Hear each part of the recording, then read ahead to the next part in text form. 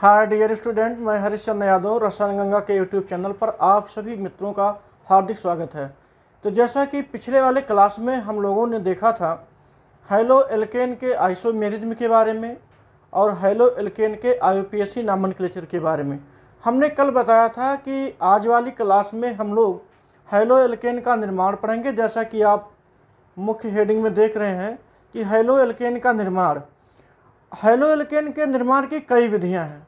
आज हम उन्हीं विधियों की चर्चा करेंगे और उन्हीं विधियों को फिर आगे बढ़ाएंगे। कौन कौन से प्रोसेस हैं, किससे हमें हैलो एल्केन प्राप्त होता है। चलिए शुरू करते हैं आज का क्लास, हैलो एल्केनों के निर्माण।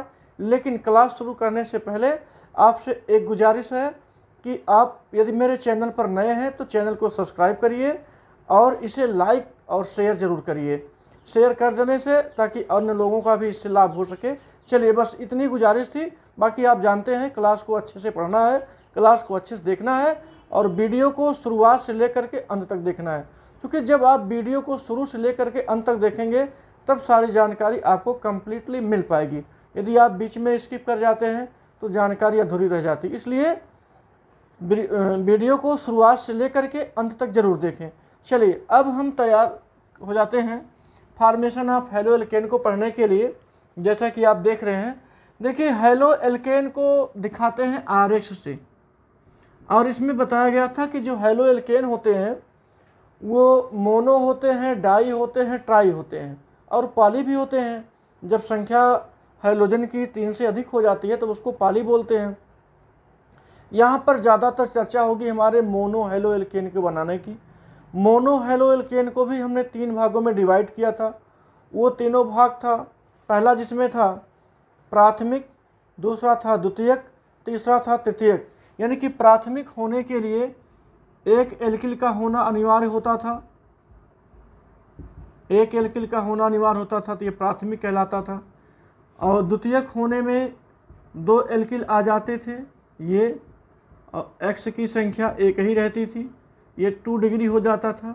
और 3 डिग्री होने के लिए आर यानी कि एल्किल की संख्या को हम बढ़ा देते थे, ये हो जाता था 3 डिग्री। लेकिन ये सब के सब ये मोनो हैलो एल्केन ही है। यानी कि एक्स की संख्या केवल 1 है, इसमें भी 1 है, इसमें भी 1 है। नंबर ऑफ एल्किल इसमें इंक्रीज करते हुए चले गए हैं। 1 होने पर 1 डिग्री, 2 होने पर 2 डिग्री, 3 होने पर 3 डिग्री। मतलब हम इसे पिछले क्लास से जोड़ करके बता रहे हैं ताकि आपको ये ज़रूर जानकारी रहे कि हम कब प्राथमिक यानी कि कब हम इसको 1 डिग्री कहेंगे, प्राइमरी कहेंगे, कब 2 डिग्री कहेंगे, कब 3 डिग्री कहेंगे, ताकि इसकी जानकारी आपको रहे। क्योंकि इन सभी शब्दावलियों का प्रयोग बनाने की विधियों में ज़रूर किया जाएगा। अब शुरुआत करते हैं हम हैलो एल्केन बनाने की। सबसे पहले हाइड्रोकार्बन से बनाते हैं। आपको पता है हाइड्रोकार्बन किसे कहते हैं? हाइड्रोकार्बन का मतलब होगा जिसमें कार्बन और हाइड्रोजन ही हो, उसे कहते हैं हाइड्रोकार्बन।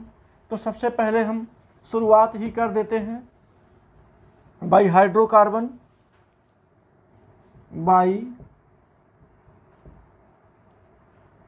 हाइड्रोकार्बन। अब उसमें हाइड्रोकार्बन में हम जानते हैं एल्कीन, एल्केन, एल्काइन, ये सब पाए जाते हैं। अगर हम बात करें पहले एल्केन की, एल्केन से अगर हम निर्माण करना चाहें हैलो एल्केन की, तो एल्केन से कैसे बनता है, फिर हम देखेंगे एल्कीन से कैसे बनता है, या फिर एल्काइन से जानेंगे। तो पहले हम शुरुआत करते हैं नंबर 1, जिनका नाम है फ्रॉम एल्केन। फ्रॉम एल्केन, आपको पता है एल्केन को हम RH भी लिखते हैं। R का मतलब एल्किल हो गया, H का मतलब जान ही रहे हाइड्रोजन हो। ये दोनों जब जुड़ेंगे तो एल्केन का निर्माण हो जाएगा। अच्छा, ये भी पता है यदि RH से हम -H कर दें और +X कर दें तो हमें जो मिलना चाहिए था RX वो मिल जाता है। ये तो एल्केन है, लेकिन ये H गायब कैसे होगा, X जुड़ेगा कैसे, ये समझना है। तो इसके लिए हमें पढ़ना होता है एल्केनों का सब्स्टिट्यूशन रिएक्शन, एल्केनों की प्रतिस्थापन अपक्रिया। देखिए एक एग्जाम्पल हम लेते हैं एल्केन का। एल्केन में जैसे एग्जाम्पल होता है CH4 का, इसमें हम क्रिया करा दें Cl2। Cl2 कोई हैलोजन होता है। जब हम Cl2 से क्रिया कराएंगे तो हाइड्रोजन एक एक करके गायब होगा। देखिए कैसे गायब होता है, इस CH4 से एक हाइड्रोजन गायब होगा तो बचेगा CH3। अब यही एक Cl यहाँ पर आकर के ऐड होगा, CH3Cl हो जाएगा प्लस HCl। एक बात और जान लीजिए, यह एक मुक्त मूलकीय क्रिया होती है।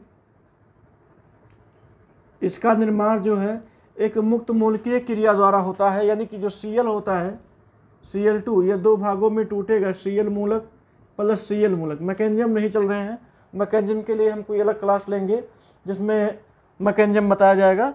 फिलहाल ये जानिए कि जब मेथेन का क्लोरीनीकरण करते हैं, या इसको आप एल्केन माने हैं, एल्केन है ही RH CH3H मतलब CH4, यहाँ पर Cl2 से क्रिया करा दिए हैं। एक हाइड्रोजन यहाँ से जब विस्थापित होगा क्लोरीन के द्वारा तो CH3Cl बनेगा प्लस HCl, तो ये हो जाता है क्या, हेलो एल्केन जाकर के तैयार हो गया। यहाँ पर ये मोनो है। अब चूंकि हमने कहा था शुरू में कि हम मोनो हेलो एल्केन पढ़ने जा रहे हैं, यदि आप डाई चाहते हैं तो फिर वही क्रिया आप बढ़ाते चलिए, CH3Cl प्लस Cl2 से क्रिया कराएंगे, ये सूर्य के प्रकाश की उपस्थिति में होगा। यहाँ से फिर एक H गायब होगा, H गायब होगा तो बचेगा CH2, Cl एक था, आपकी बात Cl2 हो जाएगा प्लस HCl। ये यहाँ पर कह सकते हैं डाई हेलो एल्केन हो गया। अगर ट्राई हेलो एल्केन चाहिए तो CH2Cl2 पर हम फिर से क्रिया करा दें Cl2 की, तो यहाँ पर CHCl3 बन जाएगा प्लस HCl। अभी देखिए ये ट्राई हेलो एल्केन हो गया। पॉली यानी टेट्रा भी मिल सकता है, CHCl3 पर अब क्रिया करा दें हम Cl2 की, गिप्स आउट करेंगे, अब की बार सारे हाइड्रोजन गायब हो गए, CCl4 हो गया और ये बन गया HCl। देखेंगे इसका नाम होता है क्लोरोमेथेन। CH3Cl को क्लोरोमेथेन, ये डाई क्लोरोमेथेन हो जाएगा, ये ट्राई क्लोरोमेथेन, और इसी ट्राई क्लोरोमेथेन को हम क्लोरोफार्म भी कहते हैं। ध्यान दीजिएगा, इसे ही हम क्या बोलते हैं, क्लोरोफार्म। ये इसका प्रयोग निश्चेतक के रूप में किया जाता है। और ये हो गया कार्बन टेट्राक्लोराइड या टेट्राक्लोरोमेथेन भी कह सकते हैं, क्योंकि नंबर ऑफ कार्बन यहाँ पर 1 पाया गया। इस प्रकार से हम एल्केन से किसी भी एल्किल हैलाइड अगर हमें निर्माण करना है तो एल्केनों का प्रतिस्थापन करना होगा। एल्केनों का हैलोजनेशन करा देंगे तो हमें हैलोजन इसमें एल्केन में जुड़ जाएगा और हाइड्रोजन वहाँ से रिप्लेस हो जाएगा, हट जाएगा, सब्स्टिट्यूट हो जाएगा। ऐसा होने से हमें हेलो एल्केन प्राप्त होता है। तो ये हमारी पहली विधि थी, कह सकते हैं। बाई हाइड्रोकार्बन में हमने एक पार्ट लिया जिसका नाम था एल्केन। एल्केनों का हमने प्रतिस्थापन कराया और वह प्रतिस्थापन किसी हैलोजन की अपक्रिया के साथ हुआ और प्रेजेंटेशन रहा सूर्य का प्रकाश, यानी सनलाइट रहा, लाइट रहा, जिसके उपस्थिति हमने क्रिया कराया। और मुक्त मूलकीय विधि से, मुक्त मूलकीय क्रिया विधि से ये जा करके हमें ये कह सकते हैं क्लोरोमेथेन प्राप्त हुआ। और आगे बढ़ेंगे dichloromethane, trichloromethane, tetrachloromethane, यानी कि हमें एल्किल हैलाइड प्राप्त होता है। यहाँ पर मोनो है, ये डाई है, ये ट्राई है, ये टेट्रा है। यानी हेलो एल्केन का अगर आप हेलोजनेशन, ये एल्केन का हेलोजनेशन कराएंगे आप, तो वह जा करके mono, di, tri, tetra halo alkane दे सकता है। चलिए, अब इसी प्रकार से जैसे आपने एल्केन से प्राप्त किया, वैसे अब दूसरा है एल्कीन से। अब हम जानेंगे एल्कीन से कैसे प्राप्त करते हैं। चलिए, एक तरीका ये हो गया हेलो एल्केन प्राप्त करने का। दूसरा है, लिख के हम फ्रॉम एल्कीन। देखिए एल्कीनों से कैसे मिलता हम जानते हैं।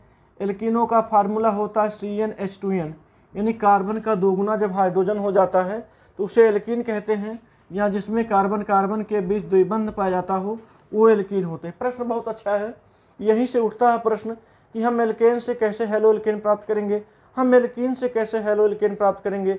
यहाँ आप देखते हैं कि पेपर में लास्ट में ये पूछा जाता है, how we obtain from that, मतलब हम इसको कैसे प्राप्त करेंगे, इससे कैसे प्राप्त करेंगे, या क्या होता है जब।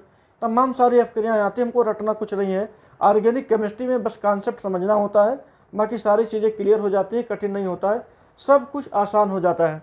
तो चलिए अब हम चलते हैं अगले पर, जिसका नाम है एल्कीन। एल्कीन से हमें हेलो एल्केन प्राप्त करना है।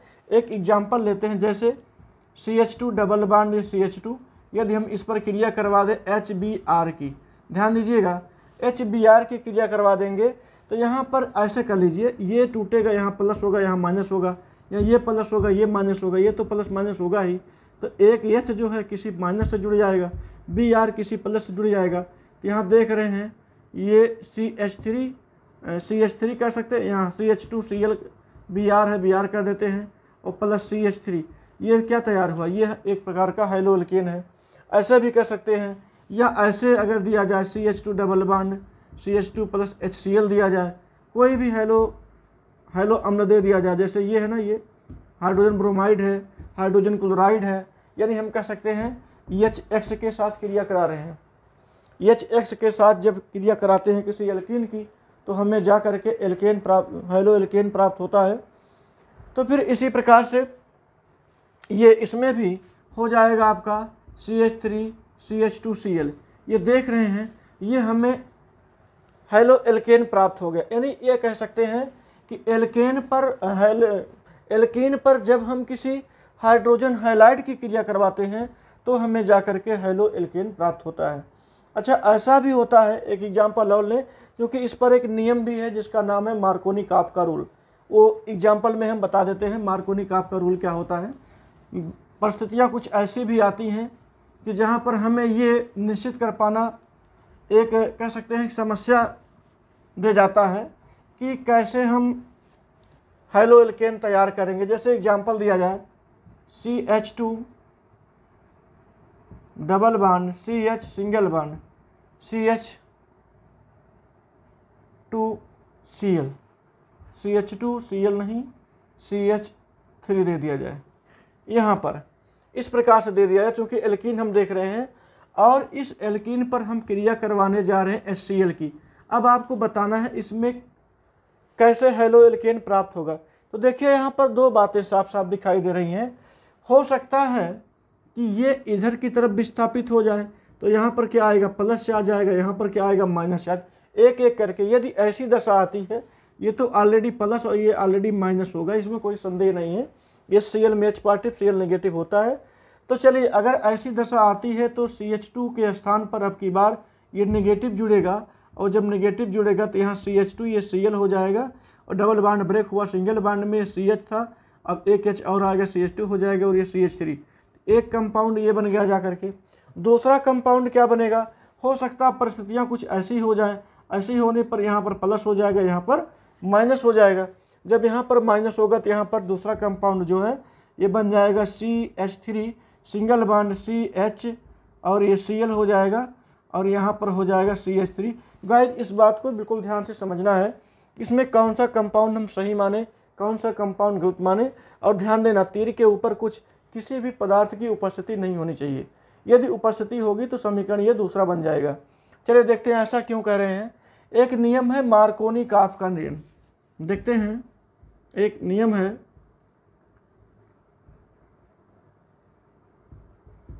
मार्कोनी-काफ रूल।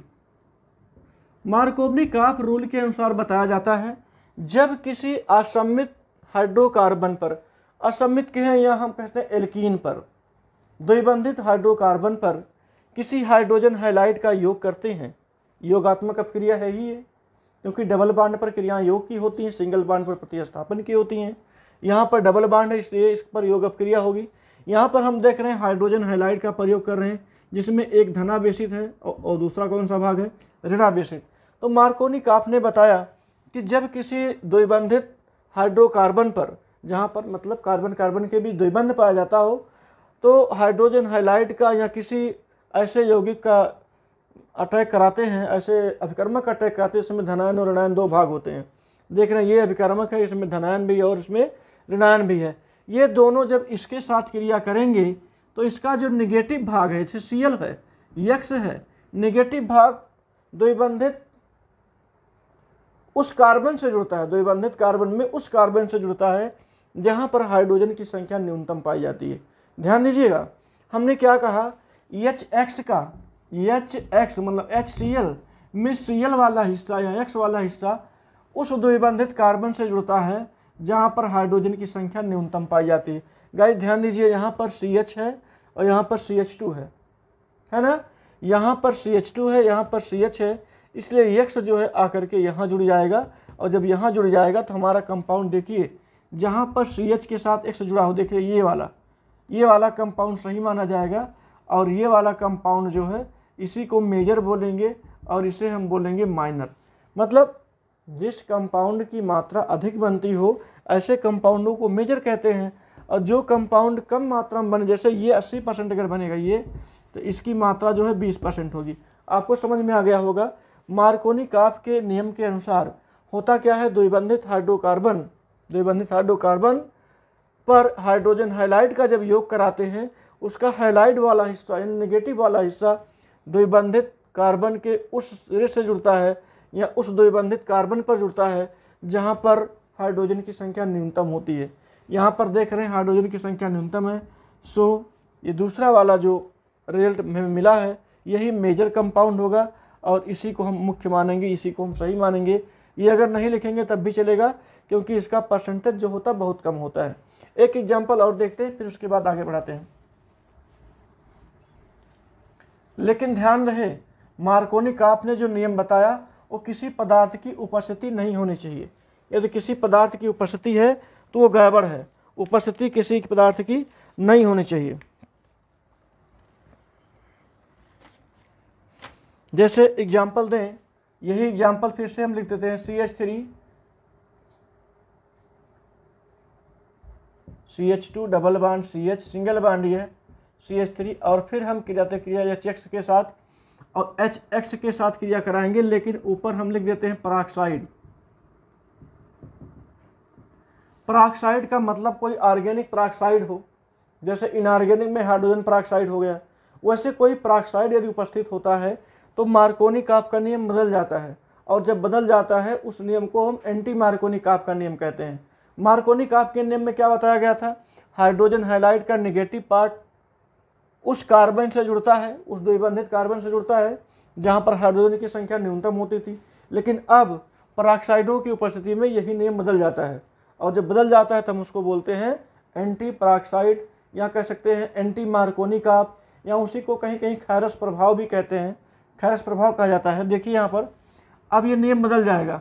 इसका जो नेगेटिव पार्ट है ये पार्ट ये है, नेगेटिव पार्ट जो पहले कम हाइड्रोजन वाले कार्बन पर जुड़ता था अब वहाँ नहीं जुड़ करके ये जाएगा जहाँ पर हाइड्रोजन की संख्या अधिकतम होती है। तो कंपाउंड कुछ ऐसे बनेगा जैसे CH2Cl और ये सिंगल बॉन्ड हो जाएगा यहाँ पर CH2 और ये CH3। तो गाइस आप समझ गए होंगे कि पराक्साइडों की उपस्थिति में, कार्बनिक पराक्साइडों की उपस्थिति में हाइड्रोजन हैलाइड का जो नेगेटिव भाग होता है उस द्विबंधित कार्बन से जुड़ता है जहाँ पर हाइड्रोजन की संख्या अधिकतम होती है। इस प्रकार से हम एल्कीन पर किसी हाइड्रोजन हैलाइड की क्रिया द्वारा हम किसी हैलो एल्केन को प्राप्त कर सकते हैं। एक और तरीका है एल्कीन पर हम एल्किल हैलाइड कैसे प्राप्त करेंगे, जरा देखिए।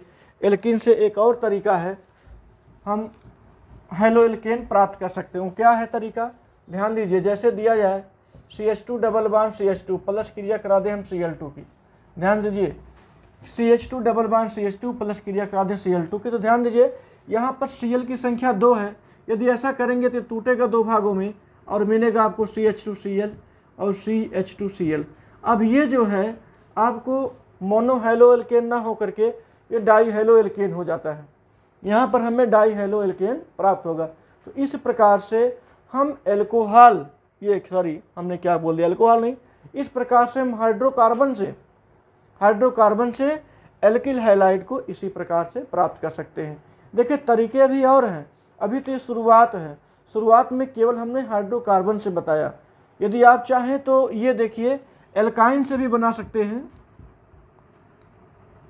एल्काइन मतलब जहाँ पर CH ट्रिपल बॉन्ड CH हो, आप उस पर करा दीजिए किसकी क्रिया, HBr की। जब करा देंगे HBr की, अब यहाँ पर कोई दिक्कत नहीं, कोई कहीं भी जुड़ सकता है। H मान लीजिए इधर जुड़ गया तो हो गया आपका CH2 डबल बॉन्ड CH और ये हो जाएगा Br, ऐसे हो जाएगा। लेकिन ये जो है तो हैलो एल्कीन हो जाता है, ये हैलो एल्केन नहीं है।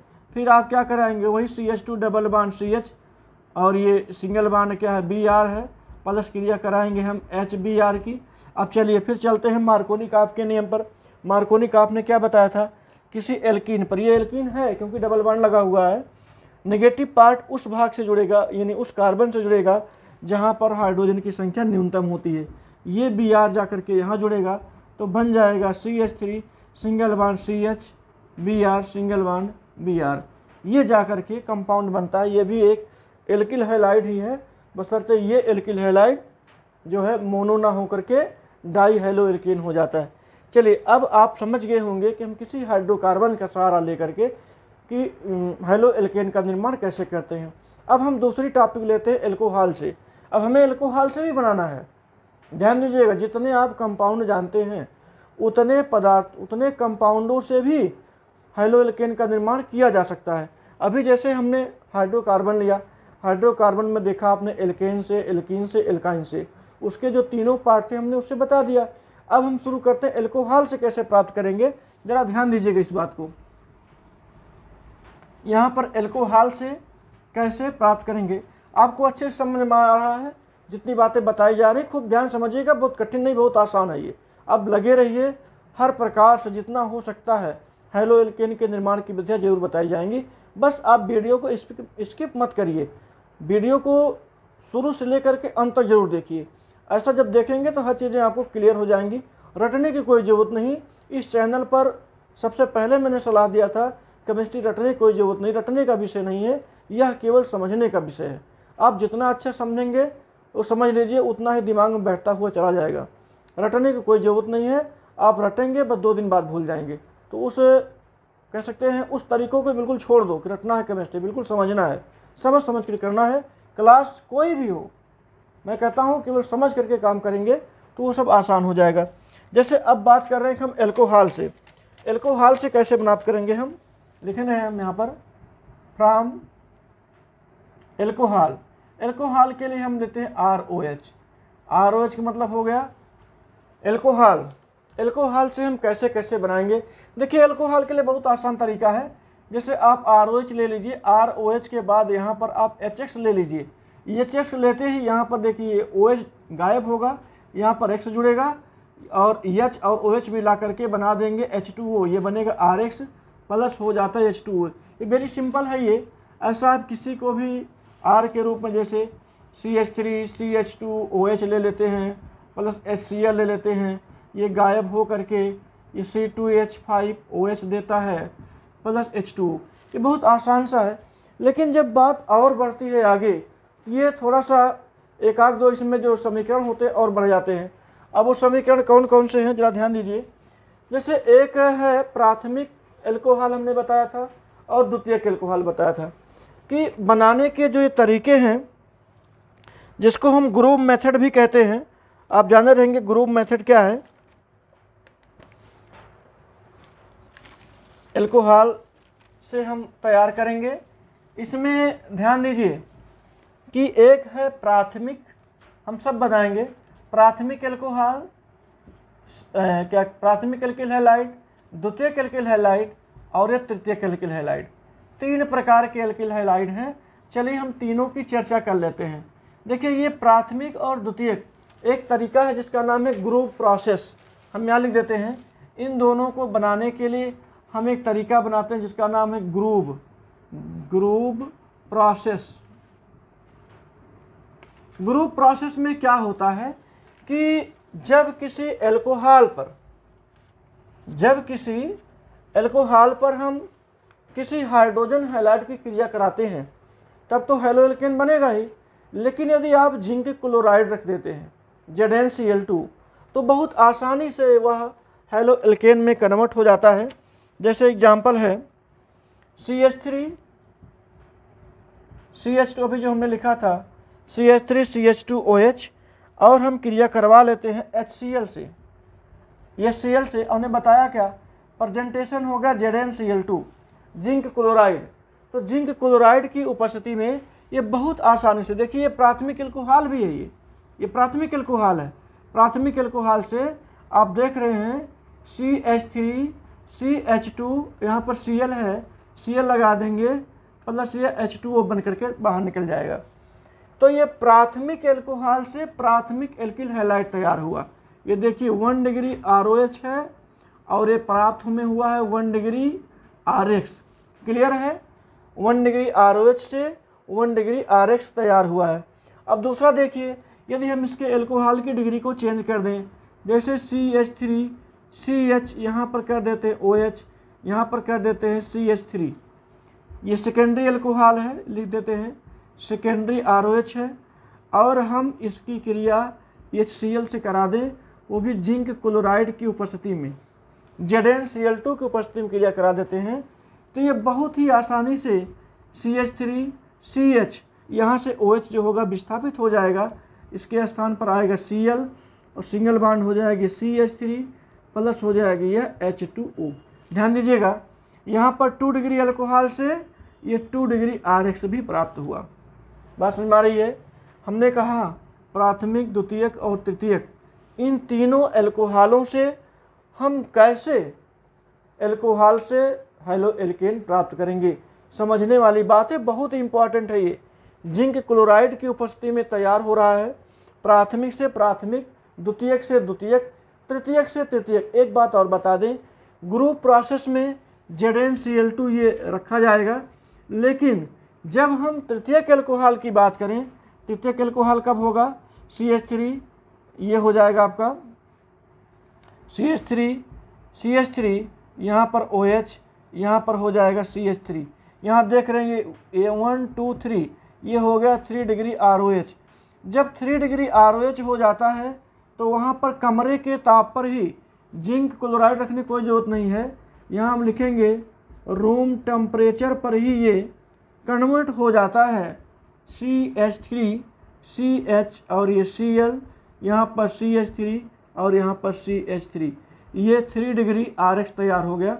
ध्यान दीजिएगा H2O बनेगा वहीं पर जैसे पहले बनता था H2O, लेकिन याद रखिए ये रूम टेम्परेचर पर ही अपक्रिया क्यों हो जाती है, इसे जानना जरूरी है।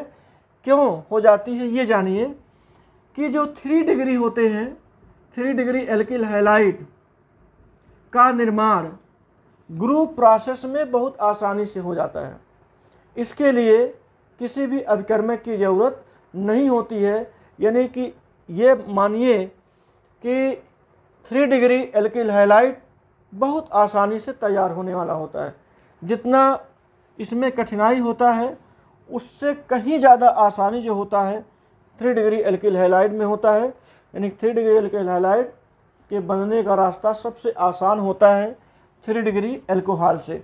बस इतना ही आप अल्कोहल से एल्किल हैलाइड का निर्माण कर सकते हैं। अल्कोहल से और भी तरीके हैं एल्किल हैलाइड तैयार करने के। केवल यही नहीं है कि आपने HCl से क्रिया करवा लिया और एल्किल हैलाइड का निर्माण कर लिया, हेलो एल्केन का निर्माण कर लिया, प्राथमिक, द्वितीयक, तृतीयक का निर्माण कर लिया। अभी और भी ऐसे यौगिक हैं जो अल्कोहल के साथ क्रिया करके हमें हेलो एल्केन देते हैं। चलते हैं हम उन यौगिकों की चर्चा करते हैं जो हेलो एल्केन देने में हमें हेल्प करते हैं, वो भी बाई अल्कोहल से। अल्कोहलों के सहारे हम और भी तरीके हैं, वो कौन कौन से तरीके हैं देखते हैं। जैसे एक इसमें है ROH की अपक्रिया यदि हम PCl3 के साथ करा दें, PCl3 के साथ करा दें। PCl3 का मतलब हो गया फास्फोरस ट्राइक्लोराइड। कई बार क्वेश्चन पूछा गया है कि हाउ बी ऑब्टेन, सुनिएगा ध्यान से, how B obtain alkyl halide from alcohol with the help of PCl5 and PCl3। यानी PCl3 मतलब फास्फोरस ट्राइक्लोराइड, PCl5 का मतलब फास्फोरस पेंटाक्लोराइड। इन दोनों की सहायता से हम अल्कोहल से क्रिया करके कैसे हेलो एल्केन प्राप्त करते हैं। तो हमने ये पहला लिख दिया है, ये ROH है, अल्कोहल है, जिसकी अपक्रिया हम PCl3 के साथ करा रहे हैं फास्फोरस ट्राइक्लोराइड के साथ, और ये देता H3PO3 आर्थोफास्फोरिक एसिड, H3PO3 देता है। तो यहाँ पर देखेंगे, पहले लिख देते हैं, ये देता है आर्थोफास्फोरिक एसिड H3PO3 आर्थोफास्फोरिक एसिड, और ये देगा RX का मतलब हो गया एल्किल हैलाइड, और RX के स्थान पर आपने क्या लिया है, Cl लिया है। तो RCl का मतलब हो गया एल्किल हैलाइड, R यहाँ पर हो गया, यहाँ पर Cl की संख्या यहाँ पर 3 है, तो यहाँ पर 3 करना पड़ेगा, तो यहाँ भी 3 करेंगे तो 3RCl हो जाएगा। मतलब एल्किल हैलाइड बनाने के लिए आप PCl5 की अपक्रिया जब अल्कोहल से साथ कराते हैं तो हमें जाकर के एल्किल हैलाइड प्राप्त होता है, यानी हेलो एल्केन। और दूसरी बात कहा गया कि हम कैसे ROH से अपक्रिया यदि हम PCl5 के साथ कराते हैं, PCl5 मतलब फास्फोरस पेंटाक्लोराइड के साथ कराते हैं, बिल्कुल इसके साथ कराएंगे तो भी आपको RCl यानी RX जा कर के मिलेगा। लेकिन इसके साथ साथ जो बाई प्रोडक्ट हैं वो है POCl3 फास्फोरिल क्लोराइड। POCl3 का मतलब हो गया फास्फोरिल क्लोराइड और देगा ये हाइड्रोजन हैलाइड। यहाँ पर देखिए हाइड्रोजन हैलाइड का मतलब HCl कैसे देगा ये, देखिए ROH है, R को रोके रहिए, OH है, PCl5 है, फास्फोरस पेंटाक्लोराइड है। ये फास्फोरस जो पेंटाक्लोराइड है टूटता है, देखिए रटना नहीं है, फास्फोरस पेंटाक्लोराइड टूटता है PCl3 में और Cl2 में टूट जाता है, PCl3 में और Cl2 में टूट जाता है। अब एक Cl इसका R के साथ जाएगा यहाँ पर और एक Cl इसका जो है इस H के साथ जाएगा, इस H के साथ, तो बना लेगा ये HCl और इस R के साथ जब जाएगा तो बना लेगा RCl। बचा यहाँ का O जाएगा POCl3 बनाएगा, क्योंकि यहाँ पर देख रहे हैं 3 Cl का फास्फोरस ट्राइक्लोराइड है ना, ये ट्राइक्लोराइड में जो यहाँ का बचा हुआ O है ये इसके बीच में जाएगा, बन जाएगा फास्फोरिल क्लोराइड। कठिन नहीं है, कोई बहुत ही आसान है। चलिए आगे देखते हैं, आप लोग इसको नोट डाउन करते रहेंगे कि कैसे हमने इसको ऐसे प्राप्त किया। एल्कोहल से क्रिया करवाया फास्फोरस ट्राइक्लोराइड का, फास्फोरस पेंटाक्लोराइड का, दोनों एक साथ क्रिया अलग अलग अपक्रियाओं में क्रिया करेंगे और क्रिया करने के पश्चात हमें देखिए एक बार से आप नोट करिए,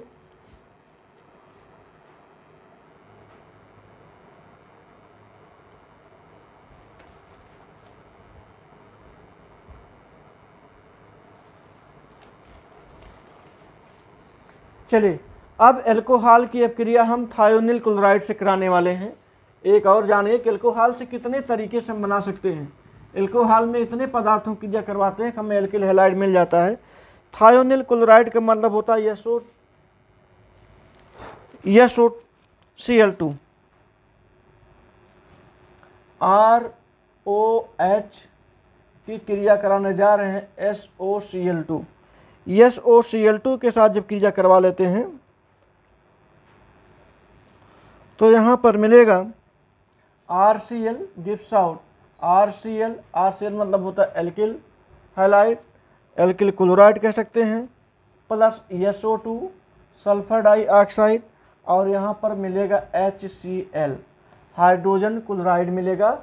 अच्छा और एक बात जानिए, इस अपक्रिया को डार्जन अपक्रिया भी कहते हैं, लिख देते हैं यहाँ पर, इस अपक्रिया को डार्जन रिएक्शन भी कहते हैं। ध्यान दीजिएगा, ROH थायोनिल क्लोराइड जब क्रिया करेगा तो OH यहाँ से गायब होगा, इसके स्थान पर Cl आ जाएगा। यहाँ 2 Cl है, एक Cl आएगा, देखो हम बना देते हैं, ROH में से OH ये गायब हो जाएगा और इसके ये गायब हो गया, इसके साथ जो है जो ये यहाँ पर Cl2 है आ करके ऐड करेगा Cl ऐड करेगा, भी यहाँ एक Cl और बचेगा, वो Cl इस H के साथ जुड़ जाएगा तो बनाएगा HCl और SO2 यहाँ का एक O यहाँ का एक O मिल करके बनाएगा सल्फर डाइऑक्साइड। और इस अपक्रिया को डार्जन अपक्रिया के नाम से जानते। देखिए इसमें अब हमें नेमन रिएक्शन मिल गया, हम यहाँ फिर नोट कर देते हैं, एक तरीका मिल गया है आपको डार्जन प्रोसेस या डार्जन रिएक्शन। एक रिएक्शन ये हो गया, इसके पहले आपने देखा था ग्रुप प्रोसेस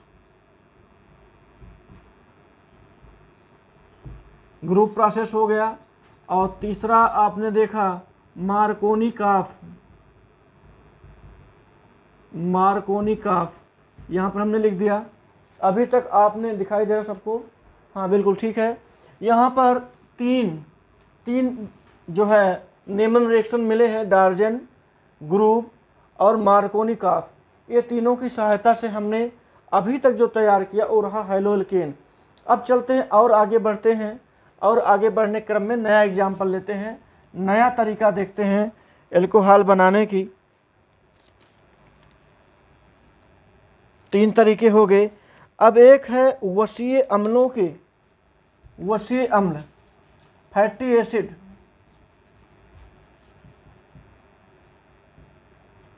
फैटी एसिड्स के सिल्वर साल्ट से,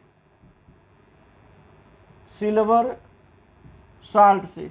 देखिए चाहे ये लिखिए फैटी एसिड्स के सिल्वर साल्ट से, या इसको हम बोलते हैं बोरोडिन हुंसिडीकर, इसका नाम लिख देते हैं, ये भी जान लीजिए। ये चाहे इसको ऐसे करें बोरोडिन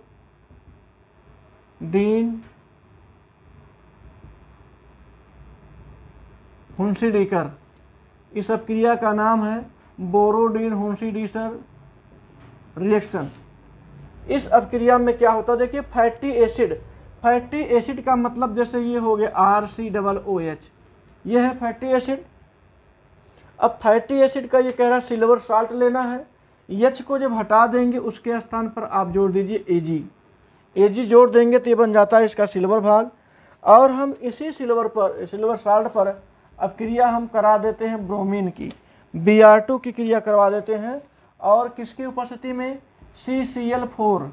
देखिए ये बोरोडिन के द्वारा दी गई अपक्रिया है, नेमन रिएक्शन होता है ये, इसे जरूर याद रखिएगा, बहुत इंपॉर्टेंट है ये। सिल्वर साल्ट हो गया, ये किसका सिल्वर साल्ट है, फैटी एसिड का सिल्वर साल्ट है, जिस पर हम ब्रोमीन की क्रिया करवा देते हैं CCl4 कार्बन टेट्राक्लोराइड की उपस्थिति में। तो जब इसकी क्रिया करवाएंगे तो यहाँ पर देखें RBr बन जाएगा, RBr कह सकते हैं, या ये जितना भी हो यहाँ पर RBr,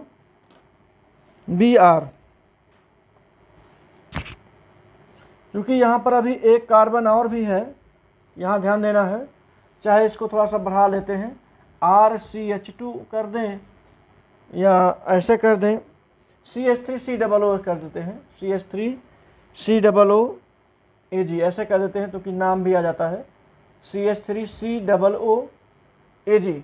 अच्छा ऐसा कर देने से ये हो जाता है CH3, क्योंकि इसको लिख देने से R का मैटर ख़त्म हो गया, CH3 CH2 और ये Br हो जाता है, प्लस कार्बन डाइऑक्साइड बनता है CO2, कार्बन डाइऑक्साइड बन करके उड़ जाता है। ऐसी अपक्रिया जो है बोरोडिन हुंसिडीकर अपक्रिया कहलाती है।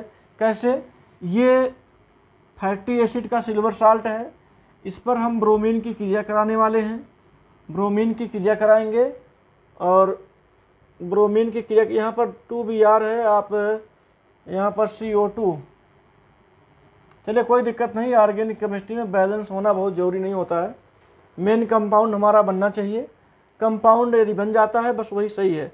और बाकी ये CH3CH2Br जिसका नाम है क्या, एथिल ब्रोमाइड, एथिल ब्रोमाइड तैयार होता है और साथ साथ कार्बन डाइऑक्साइड गैस निकल जाता है, इसी को बोलते हैं बोरोडिन हुंसिडीकर अपक्रिया कहते हैं। तो 1, 2, 3 और ये चौथी अपक्रिया जिसका नाम बोरोडिन हुंसिडीकर अपक्रिया, 4 अपक्रियाएँ मिल गई जहाँ से हम ये कह सकते हैं हेलो एल्केन प्राप्त किया।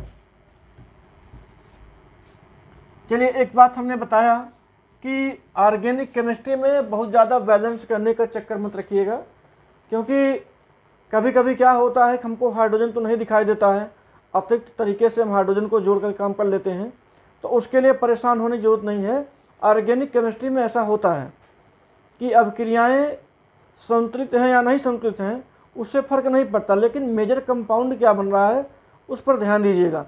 हाँ हो सकता है कुछ रिएक्शन को हम लिखें वो बैलेंस ना करें, जैसे अभी हम यहाँ R लिख देते, एग्जाम्पल रूप में देखिए R लिख दिए, हो सकता है आगे चल करके हम CH3, क्योंकि इसी R को CH3 भी कहते हैं, इसी R को C2H5 भी कहते हैं, है तो आखिरकार ये एल्किल ही, तो इस पर बहुत परेशान होने की जरूरत नहीं है। हमें मेन कंपाउंड क्या मिल रहा है, हमारा मेजर प्रोडक्ट क्या है, हमें इस बात का ध्यान देना। तो कभी भी इस बात के लिए आप परेशान नहीं होंगे। यदि हाँ ऐसी परेशानी आपको होती है, नहीं सर बैलेंस नहीं हो रहा है, तो मैं बैलेंस भी करूँगा, ऐसी कोई बात नहीं कि क्रियाओं को बैलेंस नहीं किया जाएगा, बिल्कुल किया जाएगा। थोड़ा समय की बचत के लिए जल्दी कर दिया जा रहा है कि हमें मेजर प्रोडक्ट मिल जा रहा है, बस हमसे उसी से मतलब है, बाकी 1, 2, 3 क्या है उसके मोलों की संख्या भी कोई मतलब नहीं। इनऑर्गेनिक केमिस्ट्री में बैलेंसिंग की खूब जो खेल होती है, खूब बैलेंस करना पड़ता है, उसको ज़्यादा ध्यान दिया जाता है। चलिए, आपने देखा अभी वसी अम्लों से। अब उसके बाद एक तरीका और है ईथर से। ईथर को जानते हैं, इसको ROR कहते हैं, हम लिख देते हैं फ्रॉम ईथर। ईथर को हम लिखते हैं ROR। ROR से हम कैसे प्राप्त करते हैं एल्किल हैलाइड या हैलो एल्केन? तो देखिए, जब हम ROR पर, ROR का मतलब हो गया ईथर पर PCl5 की क्रिया करवाते हैं, फास्फोरस पेंटाक्लोराइड की क्रिया करवा देते हैं, तो ये दोनों R इकट्ठा हो करके ये 2R दे देता है। 2R उसके बाद देगा ये Cl, 2RCl प्लस POCl3, इसका नाम है फास्फोरिल क्लोराइड। ध्यान दीजिएगा, यहाँ पर ईथर है, ईथर की क्रिया फास्फोरस पेंटाक्लोराइड के साथ कराया जाता है। बार बार हम इस बात को बता देते हैं कि जो फास्फोरस पेंटाक्लोराइड होता है यह दो भागों में टूटता है, एक होता है PCl3 और दूसरा भाग होता है Cl2। PCl3 और Cl2 होता है। तो PCl3 अपना देख रहे हैं, ये PCl3 इधर चला गया, Cl2 वाला जो हिस्सा है इसमें आकर के छिप गया, क्योंकि यहाँ पर 2 लग गया है, 2 लग जाने से Cl वहाँ पर डाइजेस्ट हो जाता है और RCl का मतलब होता है एल्किल हैलाइड, हमें एल्किल हैलाइड जा करके प्राप्त हो गया। तो एक तरीका ये हो गया। एक तरीका और है जिसको हम कहते हैं प्राथमिक एमीन से। प्राथमिक एमीन वाला बहुत इंपॉर्टेंट है, इसका नाम है एक नाइट्रोसिल क्लोराइड, जिसका नाम है, इसके साथ क्रिया कराने प्राप्त होता है प्राथमिक एमीन। प्राथमिक एमीन को बोलते हैं RNH2। RNH2 पर हम कराते हैं क्रिया NOCl की। NOCl का मतलब होता है नाइट्रोसिल क्लोराइड। इसी नाइट्रोसिल क्लोराइड को हम बोलते हैं निल्डेन अभिकर्मक भी बोलते हैं, भी लिख देते हैं हम इसको। NOCl की क्रिया करवाएंगे, NOCl की क्रिया जब करवाएंगे हमें बनेगा ये RX एल्किल हैलाइड मिल जाता है, प्लस यहाँ से नाइट्रोजन गैस रिमूव हो जाएगी, ये नाइट्रोजन गैस प्लस H2O। तो निश्चित है, अब बैलेंस नहीं दिखाई दे रहा है, यह बैलेंस n हाँ बैलेंस है, कोई दिक्कत नहीं है, बस छोटी मोटी गलतियाँ हो जाती हैं, जैसे कहीं पर बैलेंस नहीं हुआ, बार बार इस बात बता रहे हैं हम। बैलेंस करने की बहुत ज़्यादा जरूरत नहीं है, मेजर कंपाउंड आप देखिए, वो गलती आपकी कोई गलती नहीं रहेगी। चलिए देखते हैं, ये जो नाइट्रोसिल क्लोराइड होता है इसको निंडेल अभिकर्मक भी बोलते हैं। निंडेल अभिकर्मक क्या लिख देते हैं, निंडेल रिएजेंट, निंडेल अभिकर्मक। यहाँ पर ये प्राथमिक एमीन क्यों कहा गया, क्योंकि अमोनिया का फार्मूला होता है NH3 और NH3 को जब हम एक हाइड्रोजन को गायब करेंगे तो उसके स्थान जोड़ेंगे R, ये हो जाएगा NH2। इस N से जुड़ा हुआ केवल एक एल्किल है, इसीलिए इसको क्या बोलते हैं प्राथमिक एमीन। प्राथमिक एमीन की अपक्रिया नाइट्रोसिल क्लोराइड के साथ कराते हैं तो नाइट्रोजन गैस उत्पन्न करता है और साथ साथ हमें एल्किल हैलाइड देता है। तो बस आज इतना ही हम लोगों ने देखा कि किस प्रकार से हम हैलो एल्केन को प्राप्त करते हैं। हमने कई विधि बता दिया आपको हैलो एल्केन बनाने के लिए, एल्कोहल से, एल्केन से, एल्कीन से, एल्काइन से, एल्कीन पर ये कहते हैं हाइड्रोजन की क्रिया द्वारा, एल्काइनों पर हाइड्रोजन हैलाइड की क्रिया द्वारा, हाइड्रोजन हैलाइड क्रिया द्वारा, और उसके बाद बोरोडिन हुंसी-डीगर क्रिया बता दिया, ग्रुप प्रोसेस बता दिया गया, PCl5 की क्रिया करवा दिया गया, PCl3 क्रिया करवा दिया गया, नाइट्रोसिल क्लोराइड क्रिया करवा दिया गया प्राथमिक एमीन के साथ, फिर जाकर के हमको एल्किल हैलाइड प्राप्त हुआ। इस प्रकार से आज हमने केवल देखा, केवल और केवल ये क्या कह सकते हैं हैलो एल्केन का निर्माण। और कल की क्लास में हम पढ़ेंगे हैलो एल्केन के भौतिक गुण और रासायनिक गुण। भौतिक गुण की चर्चा पहले होगी, उसके बाद हम रासायनिक गुण की चर्चा करेंगे। उसके पहले हम एक आपको क्वेश्चन देते हैं, इसे आप ज़रूर प्रयास करेंगे करने के लिए। जैसे क्वेश्चन क्या है इसे हम नोट कर देते हैं, जिसका जवाब हम कल देंगे, और हम चाहेंगे कि आप लोग इसे नोट करके स्वयं जवाब अपना ढूंढ करके या लिख करके आप कमेंट में ज़रूर करिएगा। आपके कमेंट को हम चेक करेंगे और कमेंट में देखेंगे किसका जवाब सही आता है और कितने लोग वीडियो को पूरा देखे हैं। क्योंकि जब आप वीडियो को पूरा देखेंगे, कॉन्सेप्ट क्लियर हो जाएगा, तो आपका जवाब भी क्लियर ही रहेगा, उसमें कोई दिक्कत नहीं। क्वेश्चन है, ज़रा नोट करिएगा। क्वेश्चन है जैसे ये बेंजीन दिया जाए, ये बेंजीन दिया गया और इस बेंजीन के इस प्रकार से ये हाइड्रोजन हो गया, ये हाइड्रोजन हो गया, यहाँ पर भी हम हाइड्रोजन लगा देते हैं और इस पर हम क्रिया करवा देते हैं HBr की, और आपको बताना है क्या बनेगा। क्या बनेगा, बस केवल एक ही क्वेश्चन रहेगा आपके लिए, तो आपको बताना ये बेंजीन है, यहाँ पर कार्बन, यहाँ पर कार्बन, ये सब हाइड्रोजन है, हाइड्रोजन है, यहाँ पर HBr से क्रिया करवाना है और क्या बनेगा। तो इस प्रकार से आज का क्लास यहीं पर क्लोज किया जाता है। आप लोग स्वस्थ, व्यस्त और मस्त रहिए, और साथ साथ इस प्रश्न का जवाब अपनी कॉपी में उतार करके या कमेंट के जरिए हमें ज़रूर बताइएगा। तब तक